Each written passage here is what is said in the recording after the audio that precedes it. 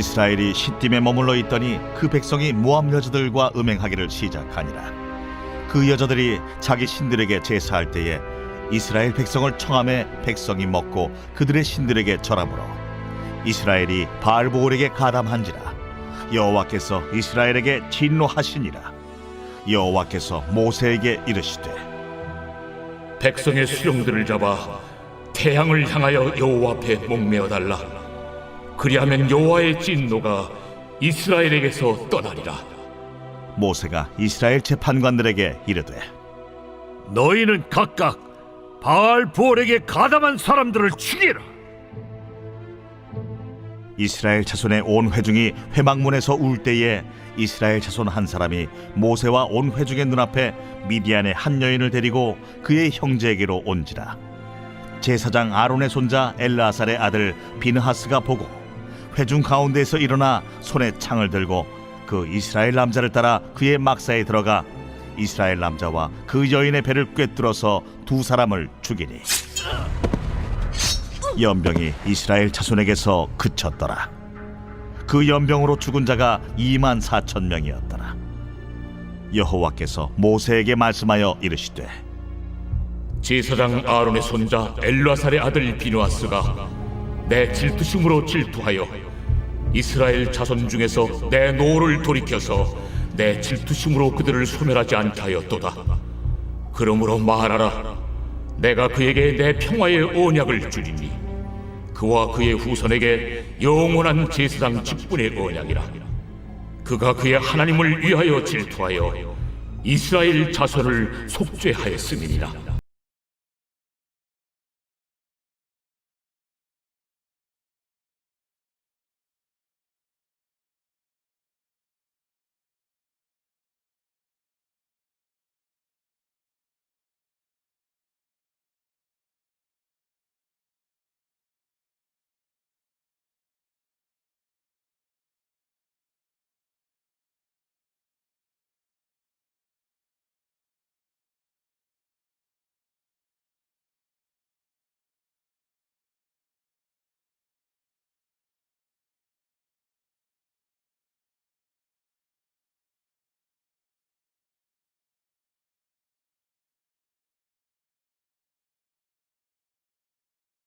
말씀을 전하도록 하겠습니다.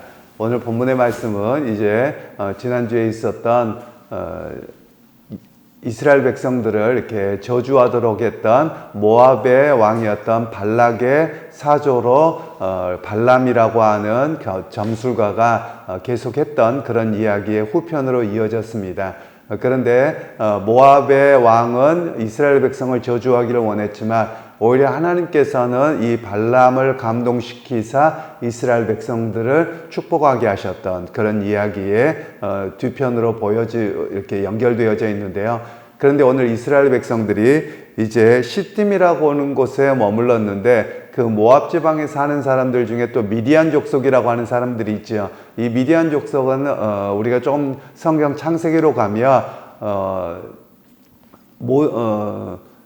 모세가 창세 출애굽기죠. 모세가 미디안 사람의 장인이었던 이드로의 딸과 결혼하는 그런 장면도 나옵니다. 그러니까 미디안이라고 하는 족속이 무조건 나빠서 그들을 이렇게 심판하셨다, 이런 의미를 성경은 말씀하고 있는 것은 아니고요. 오히려 오늘 본문에서 나오는 것은 이스라엘 백성들이 하나님의 돌보심, 즉 모압 백성의 저주에도 불구하고 하나님 지키셨는데 이스라엘 백성들은 어떻게 행하고 있었느냐라는 것을 우리에게 이야기합니다. 즉 그들 가운데 미디안 사람들과 모압 여인들을 자기의 진영에 들어서 그들과 행음하고 있는 그런 사건들이 벌어지게 되었습니다. 바로 그런 사건에 대해서 하나님이 심판하시는데 하나님께서 거기에 연병을 일으키셨고 또 그것이 멈추지 않습니다. 그 이유는 뭐냐면 사람들이 나와는 상관이 없다고 생각하고 여전히 그 음행하는 일들이 벌어지고 있었던 것이죠. 그래서 오늘 성경에서는 거기에서 연병으로 인해서 죽은 자가 24,000명이었더라 이렇게 기록을 하고 있기도 하지요. 그러면서 이때 대제사장의 손자였던 자가 어떻게 이야기를 하느냐면 결국 비느하스가 이 창을 들고서 백성의 지도자였던 한 사람이 음행하는 현장에 들어가서 그를 죽이게 되죠. 그것으로 인해서 하나님께서 이제 진노하시는 것을 멈췄다. 이렇게 성경은 말씀하고 있는 내용들입니다. 결국 하나님께서는 왜 음행의 문제를 이렇게 엄격하게 심판하시는가를 우리가 잘 기억할 필요가 있는데요.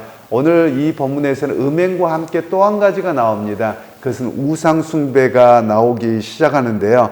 즉 그들은 바알부올을 섬겼다 이렇게 이야기를 하는데요. 이 바알부올은 부올에서 섬긴 바알입니다. 그러니까 이 이스라엘 백성들에게 나중에 가나안 정착에서도 계속해서 영향을 미쳤던 것이 바알신입니다. 그러니까 이 바알신을 섬기는 것에 그들이 관심을 가진 겁니다. 그래서 그 문제와 음행의 문제가 두 가지로 결합되어지는데요. 당시 고대 종교에서 이것은 두 가지로 실제로 이렇게 결합되어져서 나타납니다. 종교의 최고의 어떤 그 카타르시스라고 할까요? 최고 절정이라고 할까요? 이런 모습으로 나갈 때 첫 번째 단계는 무아지경으로 갑니다. 예를 들면 이제 우리가 조금 구분할 필요가 있기는 하겠습니다만 우리가 기도할 때 통성기도를 간절하게 하며 특별한 그런 카타르시스를 경험하고 은혜를 경험합니다. 그런데 그를 조금 더 넘어가며 무아지경에 빠지게 됩니다. 그래서 우리가 이성을 놓지 않아야 되는데 무아지경에 가면 이제 그것이 어떤 신과의 합일 또는 신과에 연결되어지는 그런 의미로 종교가 발달하게 되어집니다. 그리고 나서 그 다음에 어떤 현상이 일어나냐면 즉 여인들과의 육체적인 결합을 하게 됩니다.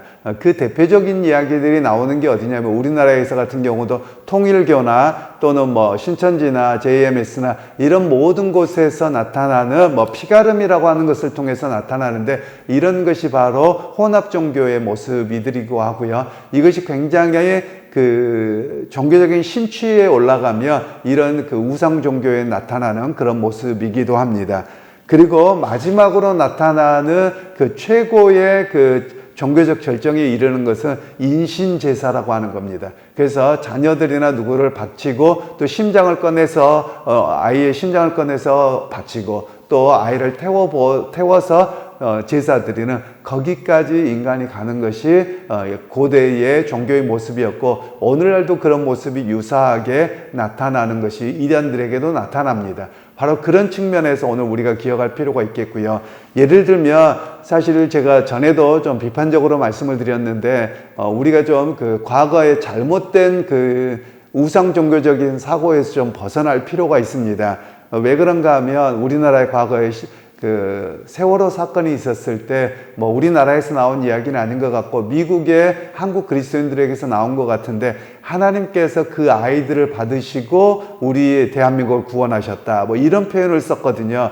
여러분 이건 전혀 기독교적이지 않는 겁니다. 이방 종교가 인신제사를 받고 그들을 용서해 준다 뭐 이런 개념이 있는 것이죠. 예를 들면 우리나라에서도 과거에 그 인당수에 심청이가 빠져 죽어서 아버지를 구원한 아버지의 눈을 뜨게 한 사건처럼 그런 일들이 서양에도 동일한 스토리들이 있거든요. 이게 이방 종교의 특징이지 기독교는 그런 특징을 가지고 있지 않습니다. 그런 면에서 우리가 그런 잘못된 신앙에서 좀 벗어날 필요가 있음을 우리가 기억하셨으면 좋겠고요. 결국은 이들에게 문제가 무엇이냐? 하나님의 말씀과 하나님의 인도하심보다도 무엇을 먼저 보느냐면 인간의 본성, 본능을 쫓아갔던 것이 그들의 넘어짐의 이유였다라는 것을 우리에게 말씀합니다. 그러면 왜 이렇게 넘어지냐면 하나님이 눈에 보이지 않거든요. 하나님이 직접적으로 인도하고 계시는데 모세를 통해서 인도하고 구름기둥과 불기둥을 통해서 인도하시는데 하나님의 눈에 보이지 않습니다. 그러니까 인간은 항상 불안해합니다. 그래서 신의 형상을 만들려고 하고 자기가 원하는 대로 그 신의 역사를 뭔가를 만들어내려고 하고 조작하려고 하는 것이 인간의 본성입니다. 그러다 보니 이 인간의 본성 때문에 결국은 어떻게 가느냐? 본능으로 가게 됩니다. 결국 음행이라고 하는 것에 가게 되는데 이 음행은 앞에 말씀드린 것처럼 단순하게 개인적인 일탈의 문제가 아니라 이스라엘 백성들의 거룩을 깨트리는 문제로 비화가 되어지는 것이죠. 하나님께서는 이스라엘 백성들을 부르실 때 나는 너희 하나님이 되고 너희는 내 백성이 되리라고 말씀하셨습니다. 그리고 또 레위기와 민수기에서 말씀하고 계시는 것은 내가 거룩하니 너희도 거룩하라, 이렇게 거룩을 명하셨거든요. 그러면 하나님을 의지하고 믿음을 따라 살아가는 사람으로서 세상 가운데서 거룩함으로 구별된 사람으로 온전히 서 있어야만 합니다. 그런데 이스라엘 백성들은 그 구별된 모습이 아니라 이방인들과 똑같은 그런 난잡한 모습, 우상 숭배의 모습으로 거룩을 깨뜨린 것이죠. 그래서 하나님께서는 그들을 심판하셨던 내용이 오늘 본문의 이야기가 되어지겠습니다. 그러니까 여러분, 오늘 우리에게도 마찬가지입니다. 끊임없이 우리가 해야 될 일이 뭐냐면 넘어지지 않기 위해서는 하나님의 말씀을 듣고 우리를 날마다 거룩하게 하기 위해서 우리를 세상으로부터 구별하는 그런 훈련이 있어야만 합니다. 그러면 거룩이라는 말은 구별되었다는 말인데 하나님께로 구별되어졌다, 이런 의미를 가지고 있습니다. 그러면 하나님께로 구별되어진 사람은 어떤 삶이어야 되느냐? 말이 거룩해야 되고 행동이 거룩해야 되고 세상의 육신의 정욕과 안목의 정욕과 이생의 자랑을 쫓는 모습에서 우리를 구별해내야 되는 것입니다. 바로 하나님께서는 그렇게 부르셨는데 이스라엘 백성들은 그리하지 못해서 오히려 이런 병을 불러오게 되는, 또 하나님의 징계를 받게 되는 그런 역사가 있었음을 우리에게 말씀합니다. 그러게 여러분, 오늘 우리가 끊임없이 기억할 일들이 있습니다. 이스라엘 백성들 중에 한 사람이 넘어진 게 아니에요. 이 일로 인해서 24,000명이 죽었다는 말씀은 24,000명에 해당하는 또 수많은 사람들이 이렇게 전염되었다는 것을 이야기합니다. 그 이야기는 죄라고 하는 것의 특징이 뭐냐? 전염성을 가지고 있다는 겁니다. 한 사람이 하면 그런가 좀 이렇게 조심합니다. 근데 두 사람, 세 사람이 그랬을 때 별일 없네, 괜찮은가 봐, 이렇게 하면서 물들게 되어지거든요. 바로 그런 측면에서 죄라고 하는 것을 예수님께서는 말씀하실 때 누룩이라고 말씀하시는 겁니다.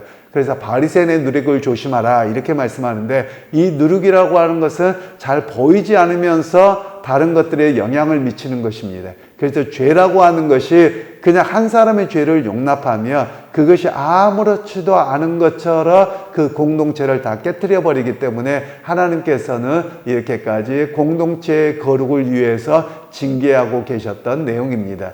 그러면서 나중에 신약의 교회로 오면 교회 안에 칠이라고 하는 것이 있습니다. 그러면 한 사람의 잘못을 용서해 주면 되는데 왜 이 사람을 공개적으로 드러내서 교회에서 칠의를 했느냐면 이 죄를 용납함으로 인해서 너나 나나 할 것 없이 죄로 오염되기 때문에 그러했던 모습이 성경에 나타나고도 있는 것입니다. 그런 측면에서 오늘 우리 각자가 신앙생활을 바르게 해야만 합니다. 왜냐하면 우리가 구약시대와 같이 이제는 교회가, 또는 신약의 초기와 같이 교회가 강하게 어떤 법적 조치를 행하거나 또는 어떤 그 거룩하지 못한 모습에 대해서 구체적으로 제재를 가하거나 이러지 못하는 상황입니다. 그러면 이제 우리 그리스도인들 각자가 하나님 앞에서 내가 거룩함으로 살아가겠습니다, 이런 결단이 있어야 되겠고요. 사람마다 자기의 약한 부분들이 있습니다. 어떤 사람은 자신의 건강에 대해서 약한 사람, 어떤 사람 물질에 약한 사람, 어떤 사람 명예나 성이나 이런 것들에 각자 약한 부분들이 있습니다.